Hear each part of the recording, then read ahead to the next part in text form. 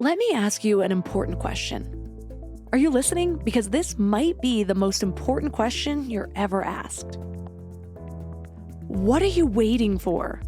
What do you keep telling yourself that you'll start when you're ready, or when the time is right, or when the path becomes clear? I'll give you a moment until that thing for you becomes obvious.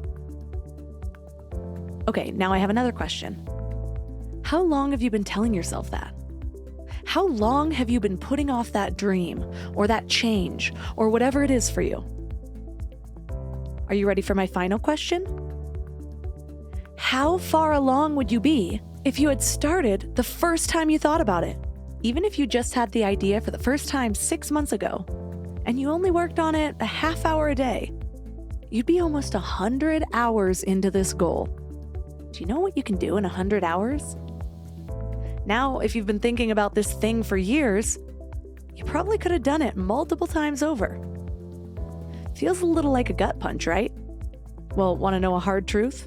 Yeah, that gut punch amplifies when you allow yourself to really feel the regret of not going toward things that are important to you. But here's the reason that you can't just ignore it.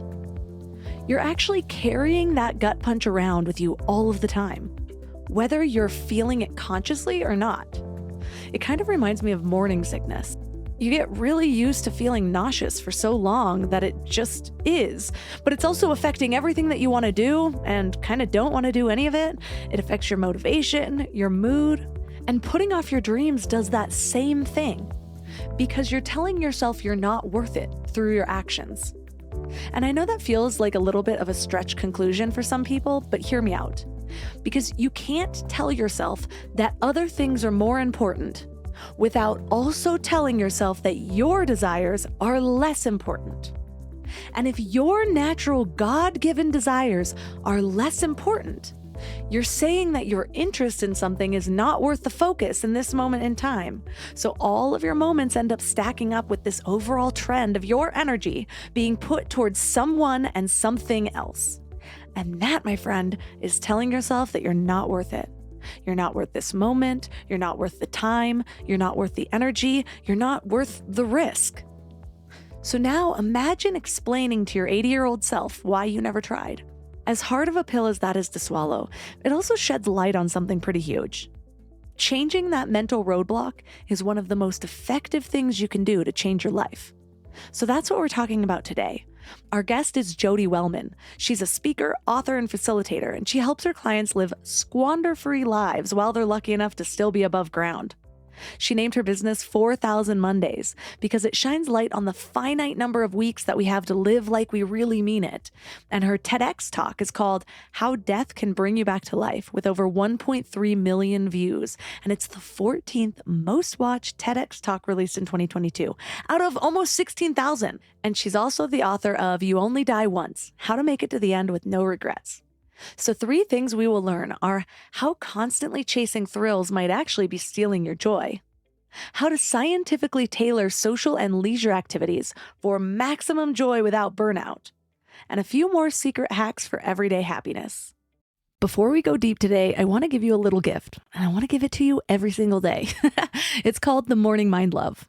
I know how life can be. You're all fired up after an inspiring episode, and then a new day or a new challenge comes at you, and it's just hard to keep up that energy. Well, the Morning Mind Love is kind of like an oracle from your higher self to help you start each day with a positive focus. Plus, when you sign up, you get 2 free gifts, a 30-minute binaural meditation and 30 days of journaling prompts to help you remember who you truly are. And it's all completely free. So join over 9,000 people and go to mindlove.com to sign up or text the word morning to 33777.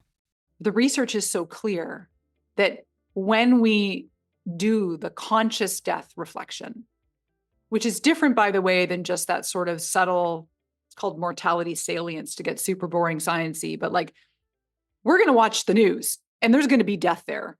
And that's not conscious death reflection. That's just sad. But when we do the thing and we do it with intention and we stop and we say, okay, like my thing is how many Mondays do we have left? So I have 1,814 right now this week. Hopefully I get more, but maybe I'll get less. The science works for us, even though it sounds super crappy to be talking about scarcity. But I also know that that's what reminds us, because when we see it as temporary or rare or limited time only, our perception of its value spikes through the roof.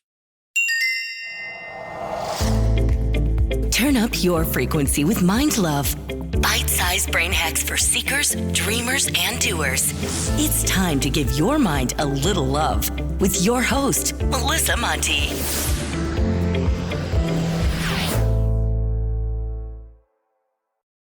So I'm excited to dive into this topic because I feel like my entire life path comes from the idea of making the most of this beautiful, wild life. Whether we have thousands of them or just this one, why not make the most of it? And I know a huge topic of it is making the most of our limited time.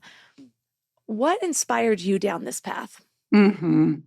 Yeah, it does seem a little bit potentially morbid, right? To be talking about how, the ultimate begin with the end in mind. Like, yeah, we're totally going to die. And let's not dwell there, but let's use it as a motivator to live, with a little more urgency and attention while we get to be here.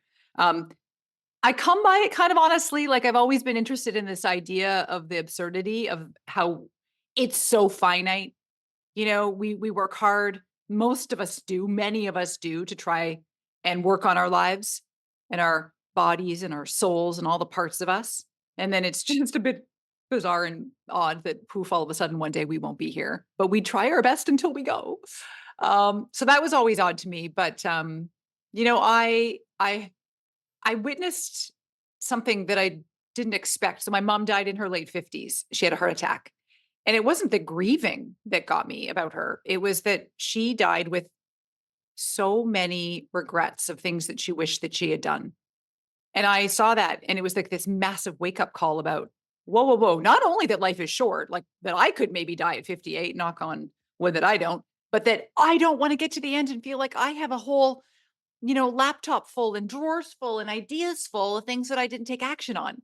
So that really woke me up to this, whoa, like this is precious, like you said. This is wild and precious, and let's do something with it. When people realize, because I think this happens in a span of time, there's like this period of life where it feels like you have your whole life ahead of you.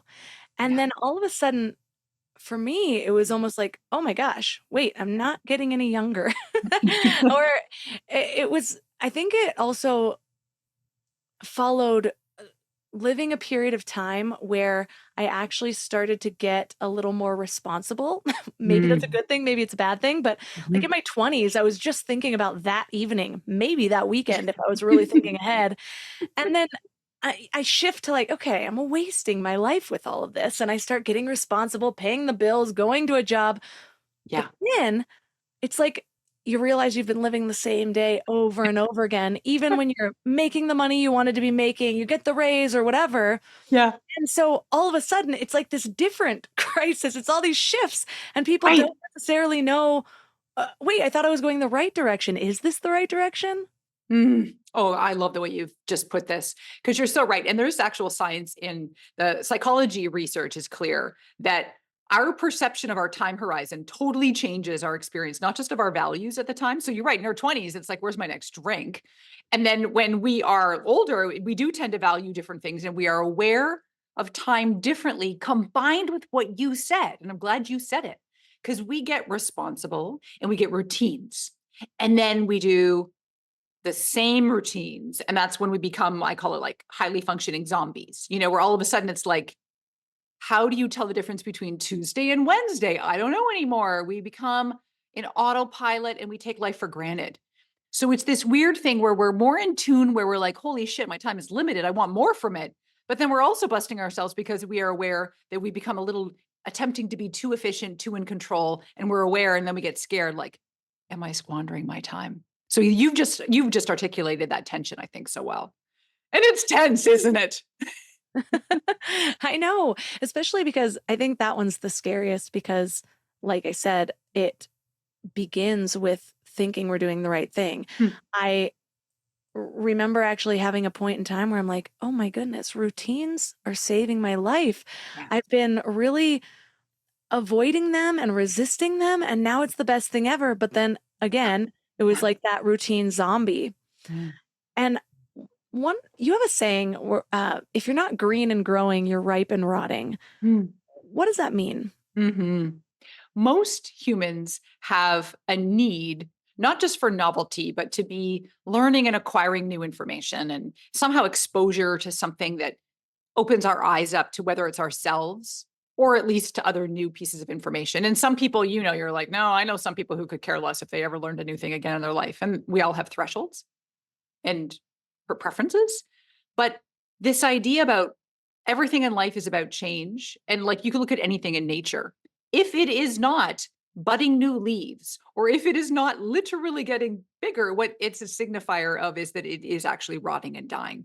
And so this idea that maybe we don't have to literally be enrolled in a class to be learning old-fashioned style, but are we becoming more aware of ourselves? Are we becoming more aware of what makes us tick, what ticks us off, how to design a life that we would be proud to skid into the grave at the end and feel like we did it justice? So it's about figuring out what makes us feel alive and owning up to that and choosing to live rather than, again, letting the months just glaze over. And then all of a sudden it's the years. And I mean, we are busy. And I think, by the way, I'm not an animal. Like I do respect a healthy routine that helps keep the wheels on the bus, especially with children, et cetera, right? Like you can't just live life willy-nilly in an attempt to say, I'm seizing the day. Every day's an adventure. Like, okay, sometimes you just need to like catch your freaking breath. I get it.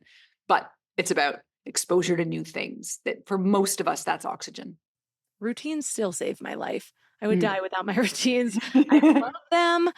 They keep me organized. They keep me going. They ground me in the activities that I want to make sure I come back to over and over again. Yeah. But now, part of that routine is actually coming up with something novel. What am I looking forward to now? What am I creating now? What am I leaning into now? And so I love incorporating that type of routine because it's not the set thing. It's like, okay, what's the focus for this next week?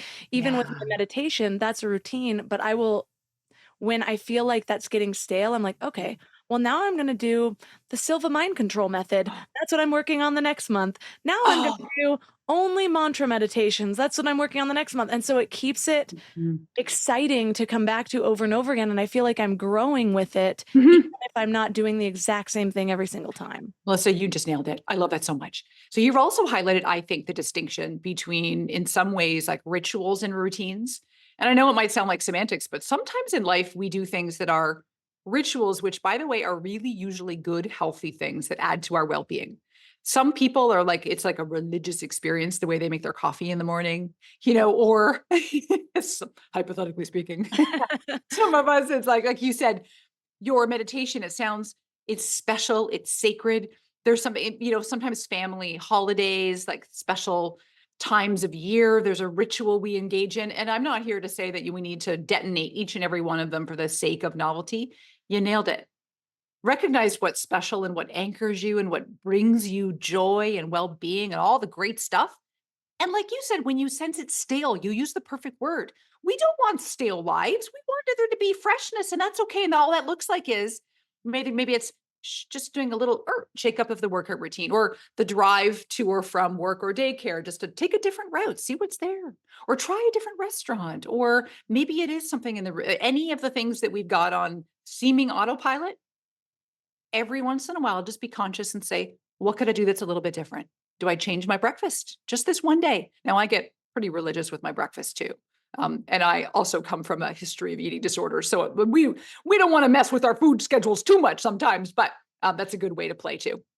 When I was younger, there was always a really big juxtaposition in my parents. They were divorced, and my mom and my stepdad especially, his routines, so funny. Like he can't leave the bedroom in the morning without combing his hair first. Like he will not come out. And he just like shuffles along really slow. Well, got to do this now. And then he'll like narrate it. And my dad was complete opposite. We'd be like on the way to the movies and he'd be like, let's just go camping. And he always had the top storage thing on the top of his hatchback packed, and we'd just like go camping. This was actually pretty bad when I was like 3 years old and my mom thought we were going to the movies, but but I appreciated his spontaneity. And one time his tire popped, and it was like the middle of the night on the way to Tahoe before cell phones, and he just like laughed and would just brush it off. Then he died when I was 19 of lymphoma. And I could see his eyes pleading for more time. And there's one thing Mhm. I knew about my dad too is my dad didn't really like having a stable job.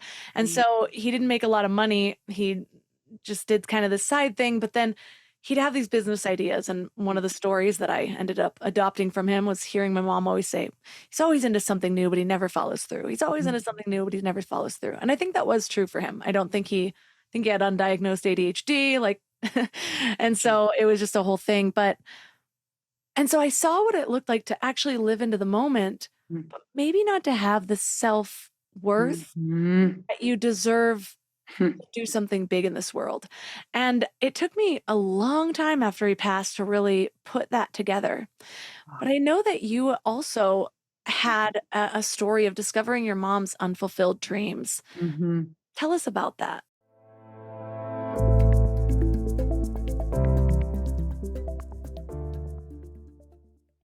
You know what's funny? We spend so much time feeding our minds, reading books, listening to podcasts, learning new things, but then we grab whatever's convenient to feed our bodies. And I get it. Life is busy, and sometimes a drive-through feels like the only option. But that's why I take Field of Greens. It's a greens powder made with whole organic fruits and vegetables. No extracts, no lab-made stuff, and just one scoop a day gives you simple, real nutrition. Field of Greens feeds your body with fruits and vegetables medically chosen to support your heart, vital organs, and immune system. And let me tell you something. Since I started taking it, I've noticed these little changes that show me how nutrient depleted I must have been before. Like the ridges in my nails, gone. My sleep, so much better. And my stomach just feels happy. You know that dreaded afternoon crash that has you reaching for more coffee or sugary snacks? Well, that's not happening for me anymore. When your body is actually nourished, it runs so much better. I've tried other greens powders before, but Field of Greens is genuinely different. The quality is next level and you can taste it. It's become my go-to, especially on those days when my eating isn't exactly Instagram worthy, because we all have those days, right? And here's the thing. They are so confident that you'll love it too, that they offer a 100% money back guarantee. That's how much they believe in their product. So I got you 15% off your first order and free rush shipping. Visit fieldofgreens.com and use promo code MINDLOVE. That's promo code MINDLOVE at fieldofgreens.com. Fieldofgreens.com. I don't know why it took me so long to invest in good bedding. I resisted it for years, but something flipped in me about 3 years ago. And now I'm basically a pillow connoisseur. I've tried them all, and I get weirdly excited about good bedding. Because here's the thing, we spend a third of our lives in bed, and the quality of that time affects literally everything else, which is why I'm so excited to tell you about my latest obsession, Lagoon Sleep Pillows. What sets them apart is their matching system. You take a quick 2-minute quiz about your sleep style and your preferences, and then they match you with your perfect pillow. I was matched with their Otter pillow, and I am so impressed. Lately, I've just needed more support, and this seems to cradle me in all the right places. I'm also low-key obsessed with their travel pillow, which I use for way more than just travel. I actually hug it, use it as leg support, and of course, take it on trips with me. Well, the secret is in their adjustable fill. You can add or remove it to get that perfect alignment for your spine. A study even found that the right supportive pillow can improve sleep quality by 63%. And Lagoon lets you try their matched pillow for 100 nights risk-free. Free returns, no questions asked. Falling asleep has never been easier. I toss and turn less and just wake up feeling refreshed every morning. Go to lagoonsleep.com and take their awesome 2-minute sleep quiz to find your match. Use the code MIND for 15% off your first purchase.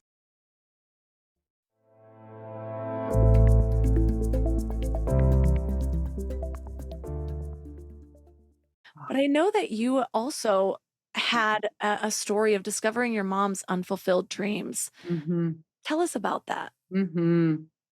Yeah. By the way, I'm still touched just by your anecdote too about your dad. And we'll probably come back to some of those themes, like about spontaneity and about, yeah, the roles our parents play sometimes in showing us what's comfortable or not, and comfortable being dangerous sometimes, like in a rut kind of way. You know, my mom was super creative, sweet lady, super bipolar, struggled mightily with highs, big lows, and that didn't make it any easier for her to execute on any of her dreams, right? And she wrote a children's manuscript. It was called Dream Dust. And this is all very ironic. So just like brace yourself for some sad irony here. This idea about a little creature in the woods that would go sprinkle on all the little animals in the kingdom, dream dust to have sweet dreams and make their dreams come true. And my mom would sprinkle dream dust on me at night, and it was lovely. And she wrote, she even illustrated this book, and she sent it out, I think, to one or two publishers, and then she got rejected, which is like exceedingly normal in publishing. And then she shelved it. She put it away forever. And then when I was cleaning up her stuff, days after she died, there it was, the Dream Dust manuscript in one of her drawers. And it was just this profound, sad moment of, well, I've unfortunately coined her place, like the land of dormant intentions. It was sort of like where dreams went to die, in a really sad way, that she didn't have enough dream dust to sprinkle on herself, number one. But I also could see my own tendencies. Like I come by fear honest. I'm afraid of rejection, failure, spiders. Like I don't want those things either in my life. And I recognize like, oh, I could go down this path too. And that was, for me, like I said, the biggest aha. And it was, and it struck me that, wait a minute, we could go through lives living the all talk, no action sort of ethos. And I think that when I've learned in psychology that I've just found annoying and fascinating in equal measure is that there's a phenomenon where sometimes we'll dream something and we'll fantasize about it. It's called positive fantasies, just enough that it gives us enough of a jolt of satisfaction that we can shelve it and not even really do much about it until we revisit it again. And then we dream a little dream about it. Oh yeah, I'm going to launch this business, or, oh yeah, I'm going to go and I'm going to travel and take that route across the road trip of the country. And then we lose the steam to execute. And I don't know, maybe in life, like maybe that's a life worth lived. Like maybe that's satisfying enough. But for most of us, I do think we want to actually go and have some of those experiences, or we want to go and press the go button and try the business, or go and try applying for the big job that you might get turned down for. And you will have feelings of the sort that don't feel great. But at the end of it all, this is, I think, where this is culminating. It's like, what is the better feeling when we're reclined on our deathbeds? Is it the regret of the coulda, shoulda, woulda, which regret research is super clear. That stuff does haunt us at the end. Those wonderings about like, what if I had taken that path? What could my life have been like? And we always fantasize about how our lives would have been better if we did that thing, funny enough. That how do we get there and go like, I tried it. And yeah, maybe move into San Diego to do that job. Maybe that didn't work out so hot, but at least it led me to go to Des Moines. And then I did that thing and I met my family. And then that was great. Like, the feeling of satisfaction of giving it a shot, that's a very distinctly different experience than the feeling of, I never went for it because I just played it small, Yeah, I do know. When I look back at my dad, Mm-hmm. I can see why it was so difficult. He had never had success. And so it's hard to feel that in your body and believe that something's possible. And it makes it really difficult to step into it in a real way, because there's always the other voice of like, this isn't possible. This isn't real. It literally is not real for him. And for me, it was like I was a step ahead, even though I was younger. I got jobs really easily. I found success in school. I didn't have the kind of trauma that my dad did quite yet, sort of, but not as bad as his. And even then it was difficult to envision for myself. But I remember actually realizing that I had adopted his story of, I just had this idea like, well, I can never follow through with anything. So everything was like a 60% project, and then I'd let it drop off. And then when I put that together, that I was adopting his, and I really did start to do the inner work of like, okay, this is a limiting belief. How do I rewrite a limiting belief? And I was really following the help methods in my books that I was reading. And I started to rewrite those, and change started to come pretty quickly. Of course, there were always deeper layers that I uncovered years later and what have you. But I remember sitting there and even today, when I can feel myself getting in my way, I'm like, it's like I picture him right there and it's like, Ah. okay, we got this. Oh, I'm changing this for us. Oh, I'm gonna cry just thinking about oh, it. oh. And it's like I can feel him pushing me and knowing that I'm bringing him with me on this. He'd have rather see me accomplish it than even himself. And Mm. then also, I'm doing this for my children so they don't even have to think about it. They know what the follow through looks like. Oh my goodness. Okay. Thank you for taking that puppy home and also for sharing that about your dad. Because I feel that way too. Funny enough, here I just published a book that I also illustrated, and there's no coincidence there. I didn't do it consciously, but it was like, holy cow! Like I think I did this in honor of and for, and just like on one hand, it's like I got this for us, mom too, and on the other hand, it's like saying to the gods in the world of like, you can't do scary things. Screw you! Yes, I can. Equal measure. Um, but you're right about demonstrating to your kids. Like, if what you said is your dad didn't have experience of experiencing that feeling of success or maybe seeing it around him, like we have an ability to role model, whether it's for our kids, whether it's for people we lead at work, or even for our friend group. Because the common adage, it's not scientifically based, but it's sort of just folklore. Like we're the average of the people we hang around with the most, the 3 to 5 people. If we are the person who's saying, I'm gonna take some action here. And I'm gonna talk with my friend group, for example, or my daughter, or my son, like people that I know and care about. Let's talk about the bucket list. And let's not have it be hypothetical, because a bucket list is a very dangerous thing, in my opinion, because I think it's just a repository for dreams that we will continue to defer, unless it's actually a list that's like sizzly hot. And we say, okay, yeah, I'll talk no action, honey. Where's the column that says by when?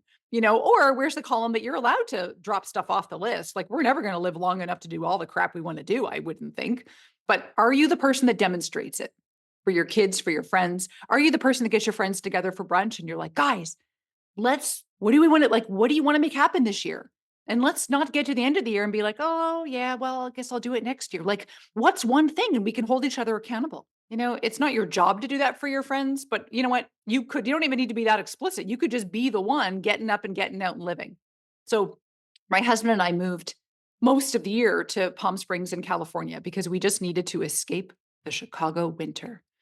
And, a dear friend of mine, Becca, she said, wow, because she's had longings to move to different areas. And she's like, you're just showing me like it's possible.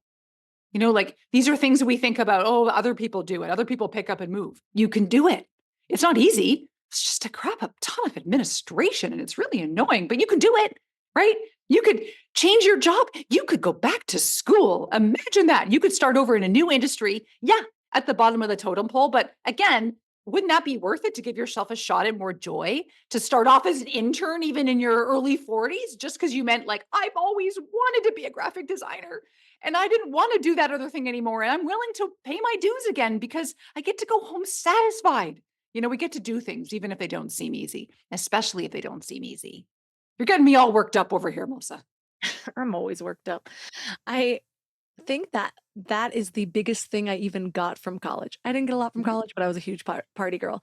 But the biggest thing was there's something powerful about moving away right at 18 with a bunch of people who had moved away and then realizing I wasn't going to go back home. So I'm just going to stay here. This is if I can do this at 18, just move to a whole different city in the middle of nowhere, like not know anybody and make friends and get an apartment and have my own routines, then I can do this at any time in my life. You need to expand on that. Like, I love that so much because that is a huge point.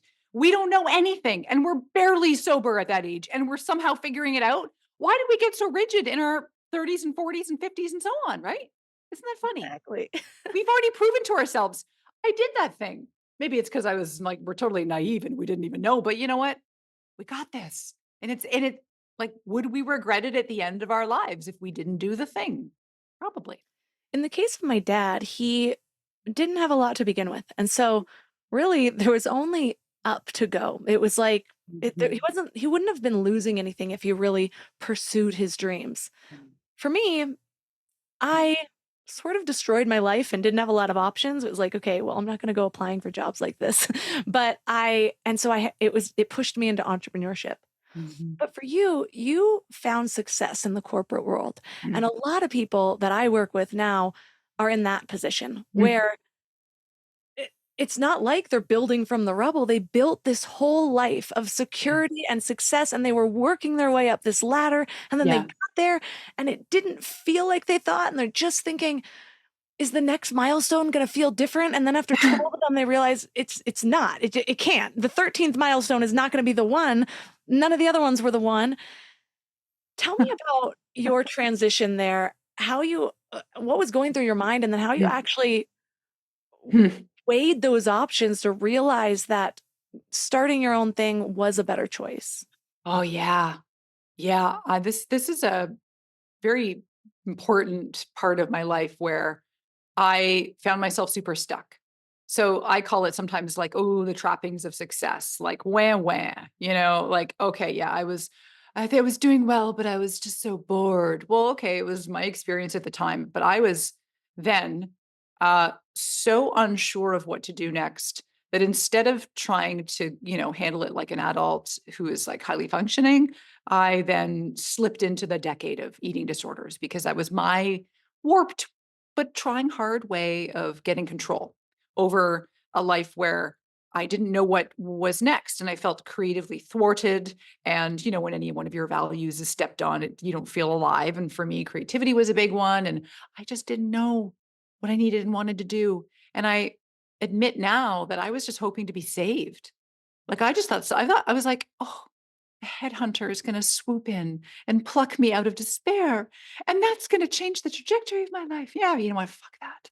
Like you could wait. And then that taught me a very important lesson. Like, oh, honey, you got to do it yourself. Like you have to figure it out, try things on for size, get up and get out, see what sticks, see what doesn't, be confident about it. And that was in and around the time that my mom died. And that was an important sort of impetus. So I I have this thing, I call it the stapler story because I distinctly remember being in my office at my corporate job where I was just doing my thing at my desk and I stapled some pages together and my stapler ran out of staples. I was like, oh, well, okay, I can fix this problem. I get up and I go to the storeroom and I get, a little row of staples and I load in a row into my stapler. And it struck me, I said, oh, I'd better not be here by the time I'm done with this row of staples. And I looked at the box. I'm like, 200 of these puppies? Oh, yeah, I'm out of here.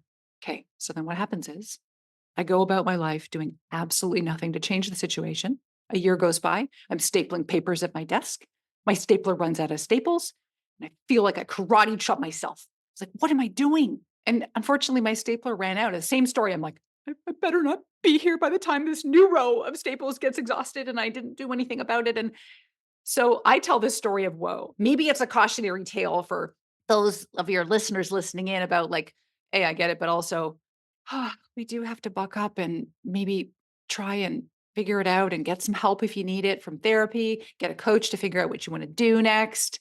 Work with someone like the likes of you, we can get back on track and start feeling alive again. So that for me, I got into leadership development and coaching at that time. So I did that for about a decade. Had a very good time. And then I allowed myself in all of that to find a way to let 4,000 Mondays, which is kind of what I do now with speaking and writing. By the way, 4,000 Mondays, it's because we roughly get 4,000 weeks to live. There's the secret there behind that name. That was another sort of foray into I'm close, but I'm still not there.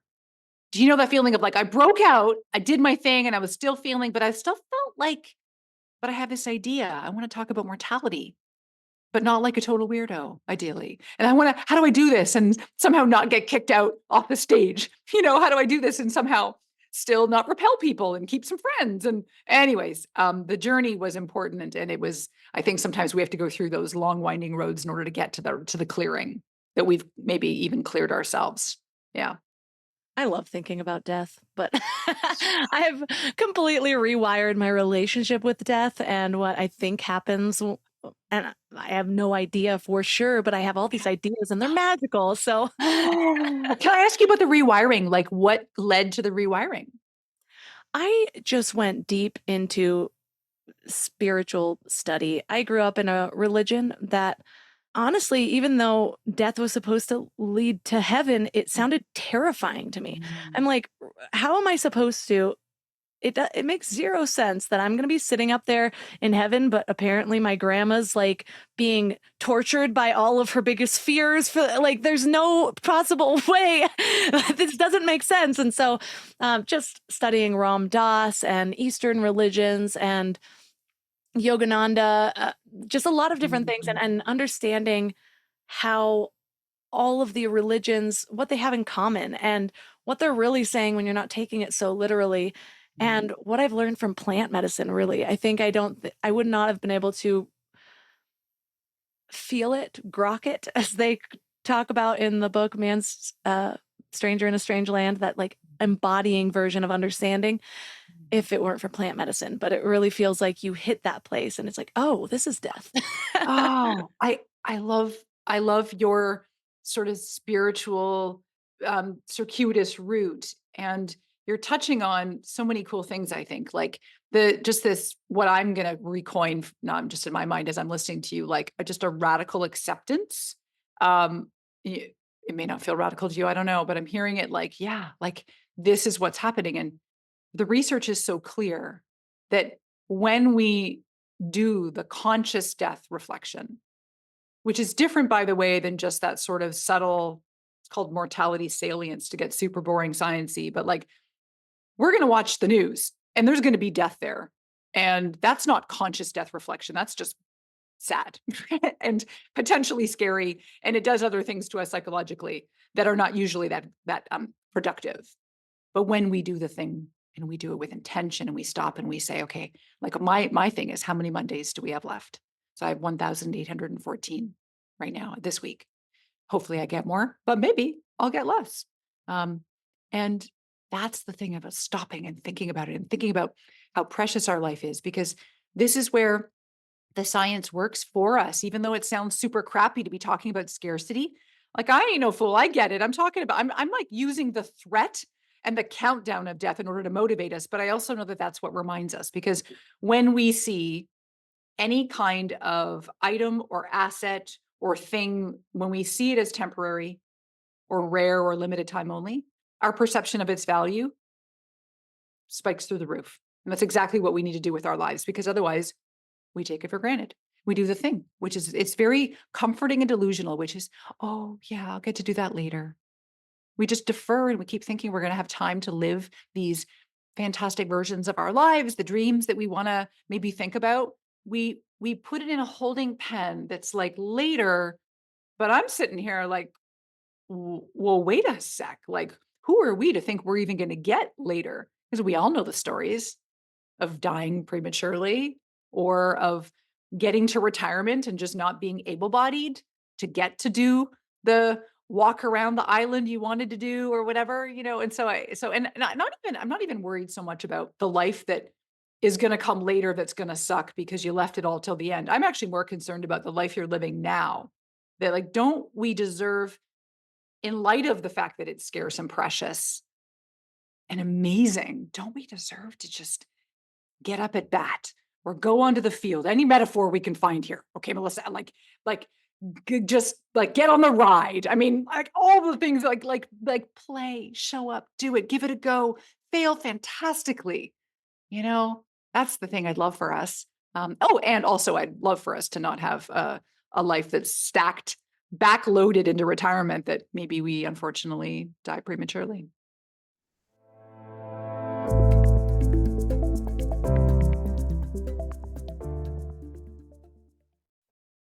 When you need mealtime inspiration, it's worth shopping Kroger for thousands of appetizing ingredients that inspire countless mouthwatering meals. And no matter what tasty choice you make, you'll enjoy our everyday low prices. Plus, extra ways to save, like digital coupons worth over $600 each week and up to $1 off per gallon at the pump with points. So you can get big flavors and big savings.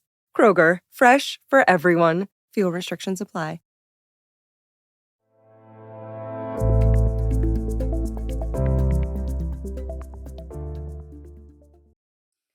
I like the concept of thinking about death in order to appreciate what's now, because we understand the depth of experience through contrast. And when my spiritual beliefs is that I chose to come into this earth. Mm, And so if I chose that, then why? What is available to me in this sensory experience that mm, is life on earth mm. that isn't available to me as an infinite spirit? I'm going to indulge in those things. I'm going to use all of my senses. I'm going to create. I'm going to create material things in this world. I'm going to make my soul manifest and leave my mark on the world with an essence that only I can. And when I look at it that way, then life isn't just this thing I have to get through, and then hopefully there's a kingdom of heaven waiting for me on the other side, and this is just a testing ground, and God's like making sure we're good enough to get there. It's creation. It's life is as an infinite playground. Mm. And we each have like a snowflake perspective that's so unique that only we can imprint the way that we can. You're just so inspiring. Just keep talking. We want more. You have this pre-mortem concept uh, that helps people improve their current life situation. Talk Mm. about that for us. Alrighty. Okay, so the book I wrote starts off with that as like one of the first chapters because before we talk about death and regrets and habits and all the fun stuff, and then by the way, shifting into like how to actually live wide and deep, we get to know ourselves, right? Like this is the how am I doing? How am I living? What's working? What am I doing that's making me feel alive? What am I doing that's making me feel dead? I call it diagnosing the dead zones, because there are parts of our lives, of course, at different stages and phases of life that maybe have flatlined and maybe it makes sense, right? Like when you, I don't know, first have a kid, maybe your social life is going to go into the pits for a little while and that makes sense. But sometimes we lose it. We take our eye off the ball. I don't know why I'm using so many sports metaphors. I don't even like sports, but you understand me. So I'm doing it for my dad. Like we just lose the plot. That's what we'll do. We'll talk to us off and we lose the plot and we feel like, well, wait a minute. Wow, it's actually been a while. And like, whoa, I haven't really had a lot of fun with any of those hobbies I used to have because I've just been so busy with work or with whatever. And so the pre-mortem is this full-on self-assessment. How you doing, honey? What do you want? What makes you happy? What lights you up? And where's the gap between have you been doing those things? Because most of us haven't been, if we're getting honest, the things that make us feel like take your breath away alive, they are not as frequent in our lives as maybe they could be, should be. And actually, can I get nosy and ask you a second? Like, what is an example of something that just makes you feel undeniably alive? Like, I used to think it was music, but I think it's actually connection. And music can really enhance that because I believe it sets you to the same vibration. But I've felt that so intensely at different concerts or festivals. And yeah, oftentimes there's MDMA involved. But nowadays, when I get that, it's with my baby, when I'm connecting with my baby, or when I have this really grateful friendship moment or gratitude for my husband. And I just feel like my skin is dancing in some sort of way, my heart bursting. It's too pleasurable, if that makes sense. Oh, and we just got a kitten, and I've had a bunch of moments as with this little fluff mhm. ball just vibrating with joy. I love hearing that. By the way, there's a concept I think you'll love. If you don't already know about it, it's called positivity resonance. And in the field of positive psychology, there's the study about when, for example, you are at a concert and you're in a group environment where you're all in it together. And so it could be like a rapturous lecture. It could be, I mean, it's really easy when you're in like literally to the beat of the drum. You're in an experience, you're swept up in an experience together. They show that your heart rates end up moving kind of in sync. And that does happen in a good connection moment. Like, I mean, I'm sure your kitten's heart rate is a little faster than yours, but that feeling of connection that sounds like so important to you. I get the feeling listening to you that unless you haven't danced super hard in that way in a while, but that might be an example where I'm going to aim to illustrate that for a lot of people I work with when I'll do a workshop, say, and I'll ask the question about like, what is something that makes you feel just undeniably alive? And then some people will come up with things that make their colleagues laugh and it's fun and it's great. And usually the thing that they love isn't something that happens super often in their life.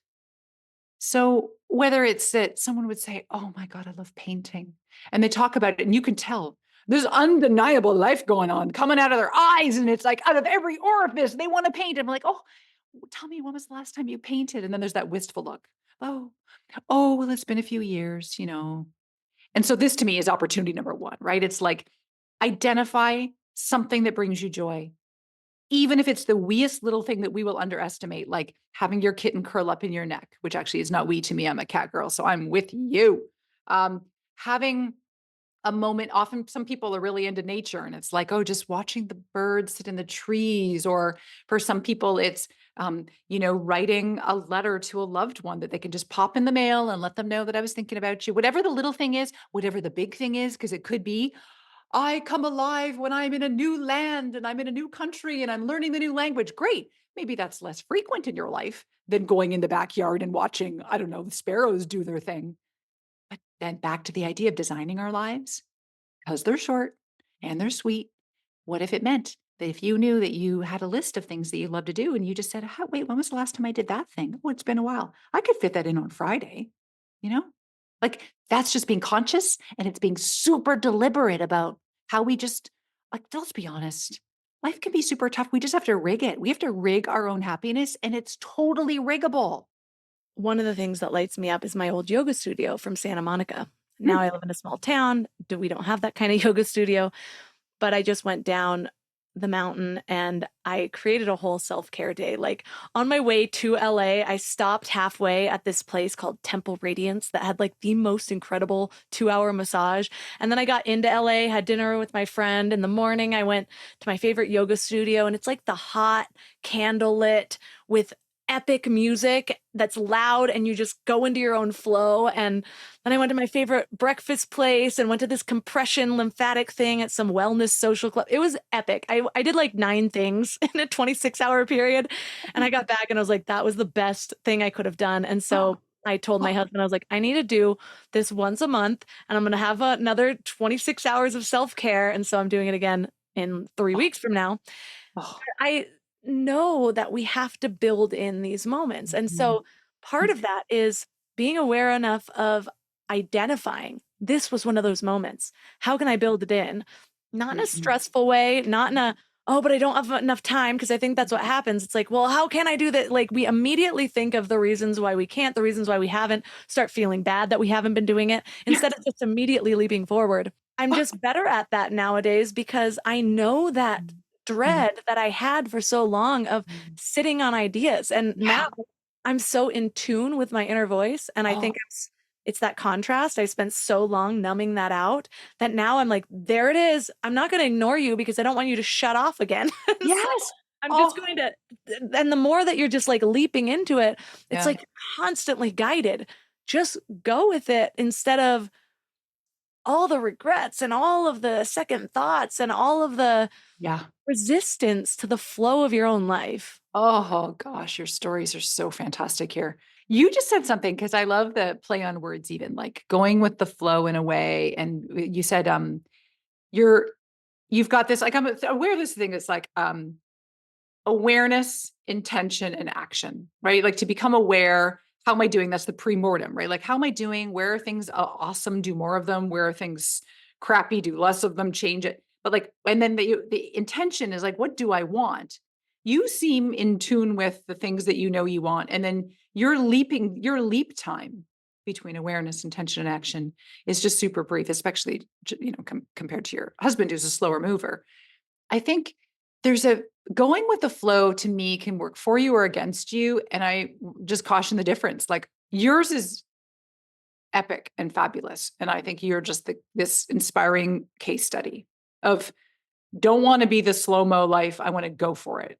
And slow-mo, meaning like I'll talk, no action.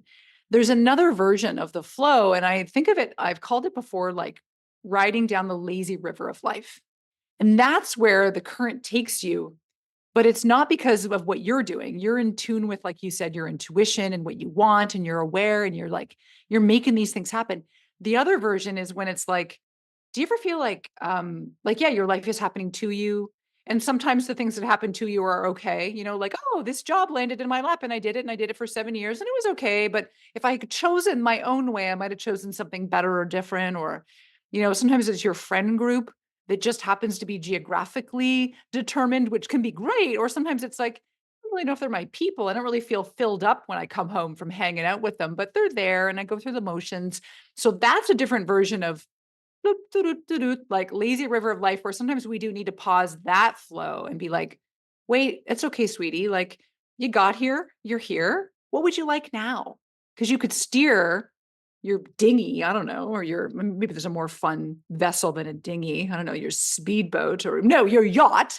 Let's take your yacht and like put it in the right water and like aim it towards what you want, which I think I get a little more feeling like you wanted a cat, you made a cat happen. You fixed the cat situation, you did it. I think for me, what comes up is whose stream are you in?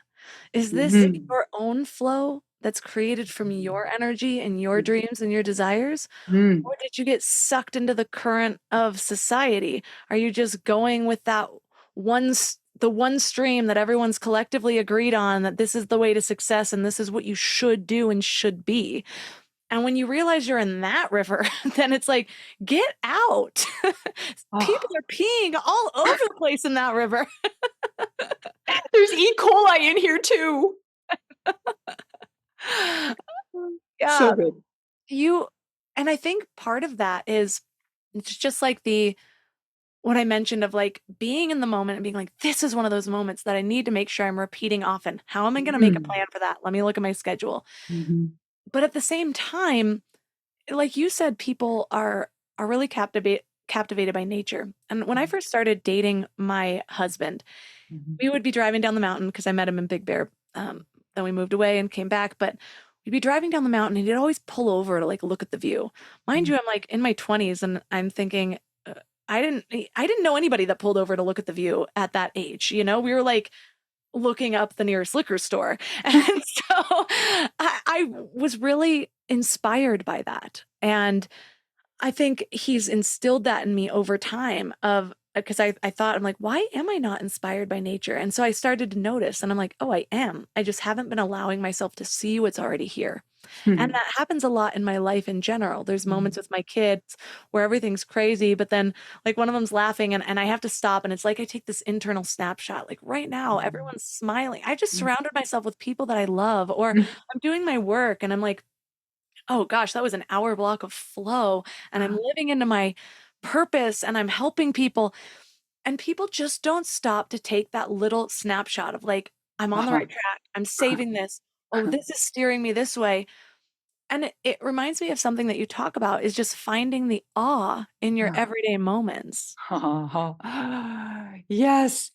The cheapest and cheeriest way to appreciate life and to just be in it. I mean, other than well, it's not cheerful is to have a near death experience. That tends to sharpen people in terms of like an appreciation for life, but that's a different part of the Let's conversation. go out and Uh, look for those. right. Let's yeah, never mind. Remember that movie Flatliners from a million years ago with Julia Roberts? And don't download it, but don't download it, you know? Yeah. Um, the tuning in and a more fun word I find is like attunement. It's noticing. It's saying like, "Holy cow," like you said, you seem to have like a radar and antenna, oh, that's up when you're like, "Wait a minute, this is one of those moments." And for a lot of people, the act of keeping a gratitude journal is a very helpful exercise, even if it's just for 3 weeks at a time, because then it can get a little bit monotonous in a way, back to the routine thing, blah. But if you start to record 3 or 4 or 5 things that you're grateful for that happened that day or things that you feel appreciative of, your life starts to tune into the bud on the tree that you wouldn't normally have noticed because you were just in a hurry. Or, oh my God, the taste of that caramel chocolate that had the little crispy bits of salt on the top. And oh my goodness, that's amazing. That's going to go in my journal tonight. Like you live a life that's looking for things and then you appreciate them. And so, same thing, if we're tuned in and saying, I'm going to catch the moments as they happen, like catch, catch aliveness with my butterfly net. And like, holy crap, like this moment right now, like I'm sitting and I'm looking around and I'm grateful for these people or for the fact that I get to sit and have this cup of iced tea or whatever the thing is for you, right? That in itself, it does take a bit of discipline, but that's life. And so that is the cheapest and cheeriest way to actually have the old life well lived, because we could do that. And I could argue you could be in a prison cell and you could still eke out so much more fulfillment and joy than someone who is free on the outside, who has all the spoils and riches and possibilities, but who's just lamenting that, oh, I wished I got that Thai dish instead of this Thai dish, you know? I was just trying to share that with my mother. It was funny because we were talking about something. I mentioned something about Croatia, and her first response is, "Well, our neighbor Kathy went there, and she just said it is not the way that it used to be." And I was like, "I don't live my life like that, Mom. I first of all, I'm not gonna avoid experiences because somebody else said that it was better 20 years ago when I've never experienced either." People are constantly doing that, and I think even with restaurants, and I tried to give her that example of like the worst thing you can do when you stop and get a burrito with somewhere is compare it to every other burrito that you've had. Like, can you just sit there and eat this one burrito and notice what you like about it?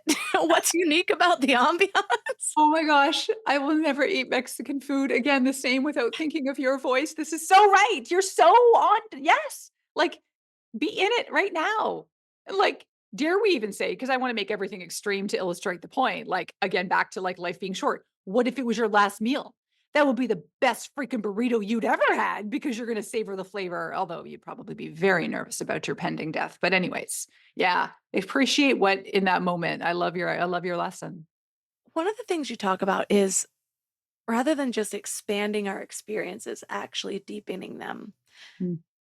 And it relates to another concept you talked about, is like finding the sweet spot in vitality and meaning. Yeah. Tell us about that. Yeah. Okay, so I love this idea that many of us are interested in living longer. And yes, great. Yeah, let's add up the years as long as, there's quality there. So the quality component, not just quantity, I look at in two dimensions. It's of living wider with vitality and deeper with meaning. And the wider with vitality is sort of the obvious fun stuff, right? It's like, let's go to the amusement park. Let's go try the new cocktail bar. Let's go on the road trip. Let's have all the fun. And it's great. It's pleasure. It's experiences. It's frothy. It's fizzy. Great. And then the deepening with meaning tends to have more of the heavy hitting stuff, like purpose. It has to do with maybe a connection to something that's bigger than you. So it could be religion, could be spirituality, or it could be just your version of awe. Back to your point about awe, like looking in the world up at the stars and realizing, oh, my problems are just so silly. Because look, I'm a speck in the universe, this fabulous universe, like the self-diminishment in a good way, it has to do with character, virtues, the good stuff. So life really is best lived when there's some combination of the width and the depth. And some of us have tendencies. Okay. So some people are way more zesty people and they have a way bigger fun threshold. They're like, get me to the next concert or get me to the next fun tasting menu. And like other people are like, can I just like stay home tonight, please? That's fine. Whatever floats your boat.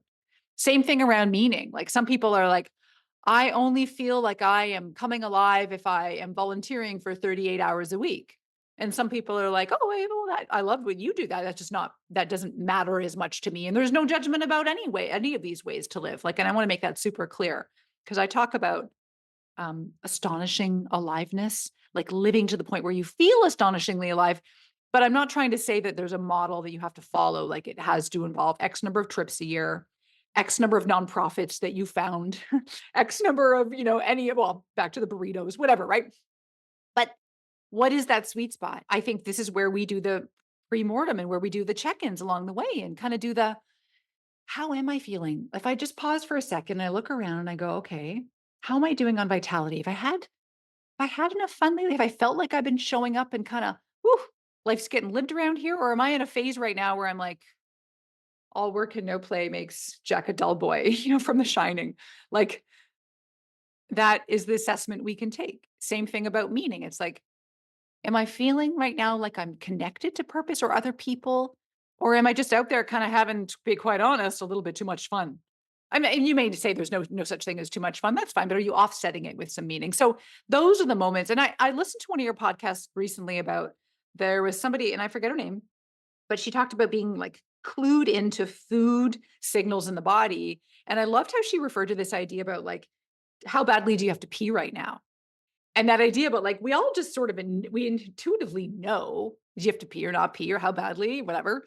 And so we kind of intuitively, if you would actually just stop and give yourself a hot sec to assess it, is how wide are you feeling right now? How deep are you feeling right now? And then as I make evident in the book, like there are 4 quadrants you could find yourself in at any given moment. And all we can do in that moment is go, huh, okay, good to know. Thanks for the intel, self.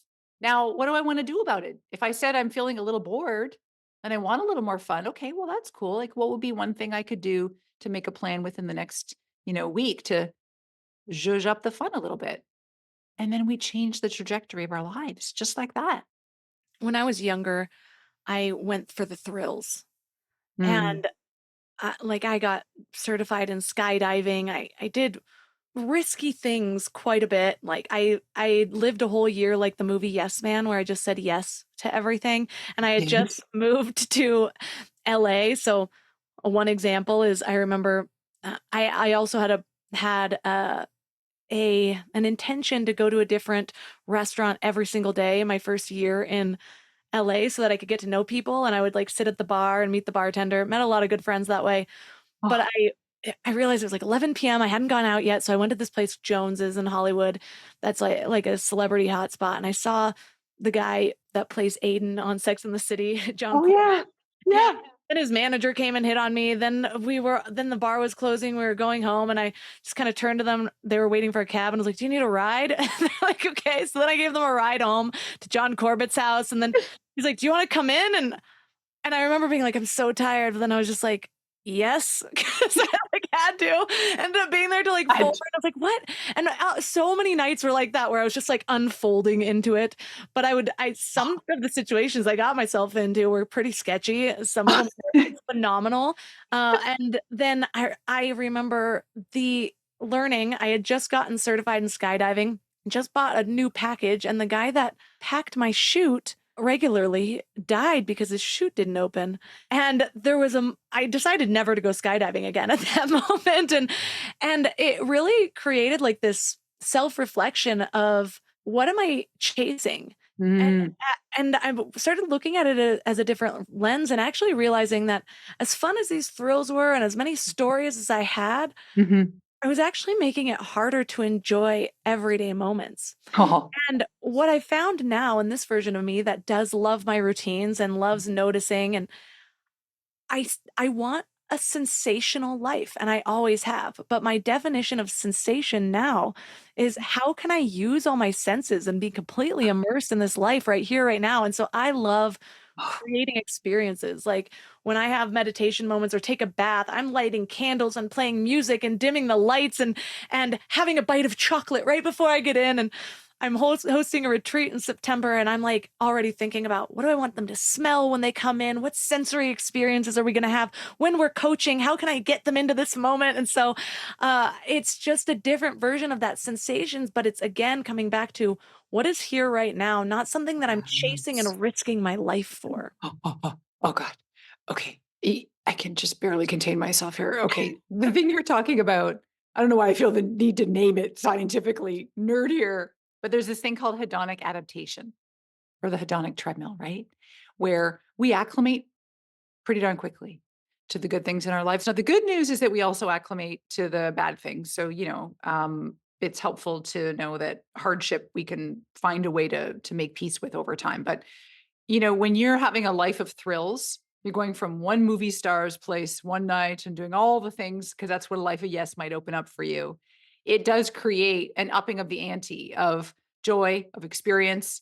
And then we just kind of keep wanting more. Like the treadmill just keeps the pace is just, it's just like a 7.0. And I don't know about you, I can't run that fast. Like maybe not for more than a dare for 20 seconds. So that is a tough thing. So I think what you're talking about is beautiful because I think at different phases of life, someone listening right now might be like, I am making the next 6 months, the year, the half year of yes. Someone might say, I'm like, actually, funny enough, my sister Terry and I decided the month of July was going to be a month of yes. And that's a dose that might work for us. Now, I reserve the right to say no to various illegal substances, et cetera. But I think what you're talking about is recognizing where are you in life right now? What do you need and want? And what is the dose? So for most of us, especially when we get into like the years of our life where we've got some kind of a rhythm that we need to honor in some way, like as in we're not in college anymore, or you're not living right out of college. That typically looks like having a bit of a machine that's running and then recognizing, okay, so what is my need? Like, what's my dose for social? And I've had to do this sort of scientifically for myself because I've had to pinpoint like back to like, when do I come alive? When do I do too much? Because as an introvert, if I do too much, I'm then drained and I don't want to do anything for 2 weeks. And then I feel dead again because I'm watching Netflix every night, which I do love, but that too much of it is not a good thing for me either. So for me, I'm like, here's my dosing. Like, here's how much I can do in terms of lunches out or happy hours out or dinners out or whatever. And here's how much I need in terms of like reading time or R&R where it's like a fun thing where I just maybe do or alone time. Like your 26 hours of down the mountain, self loving all the things. That's just freaking delicious. And so maybe there's a dose for that. Is it like, you know, for some people that might be like every 3 months, I can afford to do that, like literally with time, financially, whatever that is. So I think it's just being super aware, like, what is my right prescription in life right now? And then am I honoring it? I think a big part of that is the ability to tune in and ask what you need. And we're so used to being handed prescriptions and reading a book and being like, well, this is the key to a good life. Well, now I read another book that's saying the opposite. I got to do this one. And in reality, all things are true. It's going to be different for different people, for different days, for different times in your life, even for different perspectives. Sometimes I can shift into a whole mood just because I'm like, what are the other, I always call it my Rolodex of mindsets, but I keep trying to change it to Tinder of mindsets because Rolodex is aging me. But it's like, just swipe, swipe, swipe. Oh, this one feels good. Okay. But at the same time, it's like tuning in. It's like, what am I going through? What do I need? How can I be with this? How can I release it? How can I revive myself? And that's just been such a big part of the last 10 years of my life is recultivating that, getting that back after numbing and ignoring and overriding it, that it is my favorite part of this life. It is this life. It is what steers this ship. And so we've had such an amazing conversation about all of these things. I feel like I've been so lit up in the last hour. Let's leave people with a little piece of actionable mind love to take them through the rest of this week so that one of these amazing ideas becomes real for them. Yeah, by the way, I'm taking notes over here about all the things you've said. So I'm loving this. One actionable thing, just to bring it all back to our friend, the Grim Reaper, and this is really so cool, by the way, because like you said, you've had fun in our conversation. And it's not because you are a morbid necrophiliac, right? It's because you can recognize we're talking about death as the mechanism to live really, really, really intentionally and amazingly. And I'm sorry, I even insinuated you were a necrophiliac. I take that back. So ultimately, You're reading my diary. I love you. You roll with it. So back to the Grim Reaper here, again, in service of all this electric, yes, in the right dose and making these great choices and being intentional and all the great things and getting kittens. It's this. It's, can I encourage us all to count how many Mondays we have left? So for women, you would start with 83 as the average life expectancy and minus however old you are today, and then multiply it by 52. And that's your math about however many Mondays you have left. If you identify as male, start with 78 as your life expectancy. And if you don't identify as male or female, start with 80 as kind of the average. And again, minus your current age, multiply by 52. That's how many Mondays you have left. And sometimes we need to see it in that granular, off kilter way to do exactly oh golly, wow, that's an interesting number. And that might be the very thing that helps to animate you into living a life that is ripe with all of the right priorities and choices that are right for you today, that you are so right, Melissa. Could change in the next 3 weeks, and that's fine. We will roll with those punches. But let's, in the meantime, make a choice to live today with our good friend Grim. Well, thank you so much for making me very apparent about my 2,288 Mondays left. For listeners that are interested in finding out more about you, your book, connecting with you, where's the best place for them to do that? Well, I appreciate you even asking. My book is called You Only Die Once. how to make it to the end with no regrets. And I have a page for it on my website, which is 4000mondays.com. Thank you.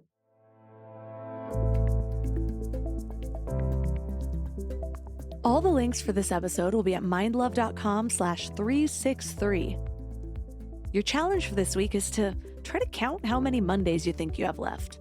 If you live a healthy lifestyle, maybe you can estimate you'll live till about 95.